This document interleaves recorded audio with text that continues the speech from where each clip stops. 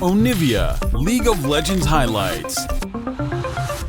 Essentially, this is what they're saying by drafting the same exact way with only those two changes. Hey, this is fun.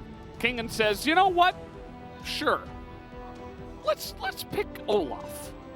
Deterred Ahri from going in, because again, if Ahri dashes forward into a bubble, then she's gets taken down. It's, oh boy. Who's baiting who here? We got Onfleek coming down the river, tries to flash in, doesn't quite make it work. Depth will be the first blood, as now the mid laners are coming on in here. Pyosik gets over the wall. Samti getting very aggressive deep into the jungle, but leaves Onfleek all alone. That's a double kill now for the Catfish.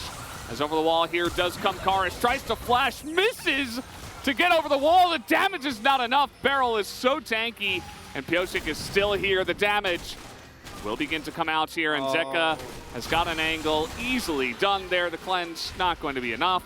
I believe it was even after, or rather before, the charm, and that is going to be another kill into the hands of DRX. That concludes the end of my Zoe lecture. I feel like the moment I feel like you passed. weren't done. Well, Beryl might just die here. Okay.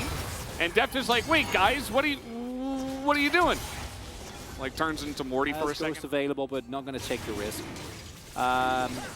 Yeah, DRX moment there as they just walk into Samdi with no summoner. Especially as we've seen in, what was it, the last 2,000 days as a jungler. Yeah. Was very about getting early tempo because of his clear speed and his early dueling, then snowballing that into objective leads, and then, yes, it's what Hanwha Life needs, and what this series needs to maintain. To spice it up, you know? Yeah. Vista getting in there, he's very alone. He's going to get the Curse of the Sad Mummy into the backline, but Devour once again exists as here comes Olaf. Kingen hits the undertow onto two of them, as now he's going to pick up the first kill. And that is going to be a lot of members of Hanwha Life on the run here. Meganar into the wall though, three of them. Dudu lines it up, and now he's going to get Depth isolated as Pyosik's got a lot of damage, but not quite enough. As Dudu has done so much to turn this fight around, and now Samdi's the one that is leading the charge. Early objectives. Onfleek, he is going to kind of force it in here.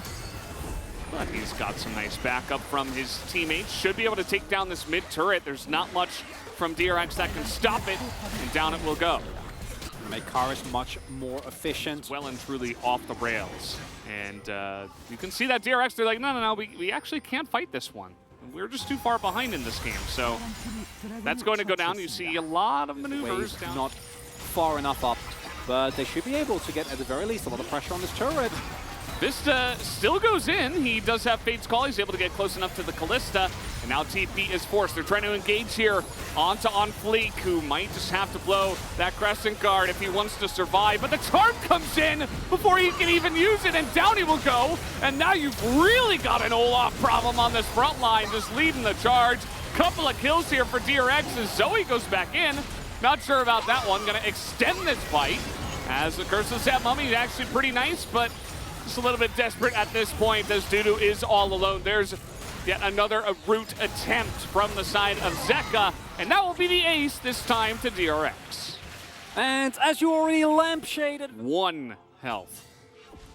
You know, it's not the turret's fault, but still, that actually does fall because they spot it. There it is, and I think it's on time. There are only 3 of them here, and the damage isn't quite there, even though they do have a Callista. TP, though, is going to be committed to. Kingen doesn't have his. And Hanwha Life know this. Meganar nearly available. This could be a big Baron take for the side. There it is, the Smite and the Rend, perfectly timed. Not even a hope at a steal for the side of Pyosik, and flashes over the wall. They just want to get out of here, and they should successfully for this Dragon. But as you mentioned, total vision control here right now for the side of Hanwha Life Esports. Kingen doing a good job of covering the left flank, though. He's slowly pushing in. They're trying to get in to that back line as Depth is totally isolated and taken out immediately. As now, they're trying to get on top of this Tom Kench. He is very tanky, but nobody can help him.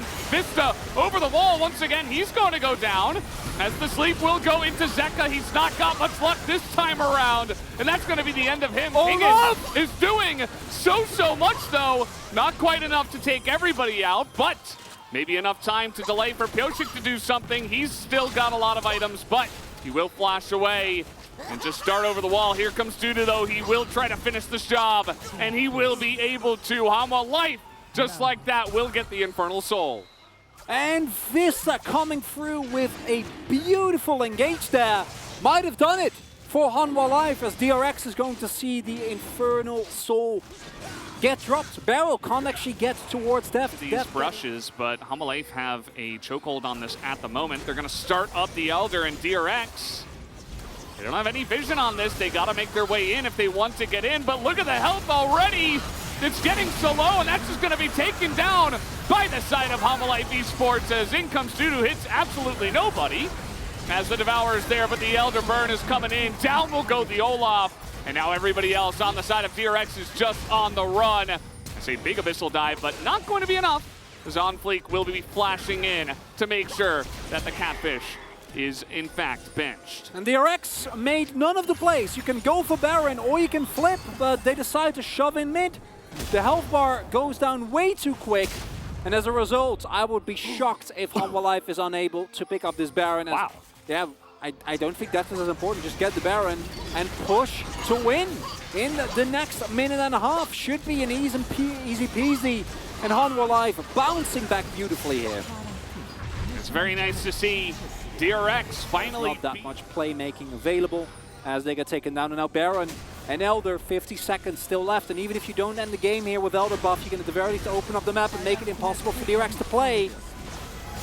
Hey, they get the charm onto Vista, but as you're mentioning, you can't actually fight this. Otherwise, you will just get burned down and executed. And they are just pushing on in. They're trying to make the most of their time while they do have this Elder buff. In comes Dudu. That's 2 of them, as that will be 2. That is enough.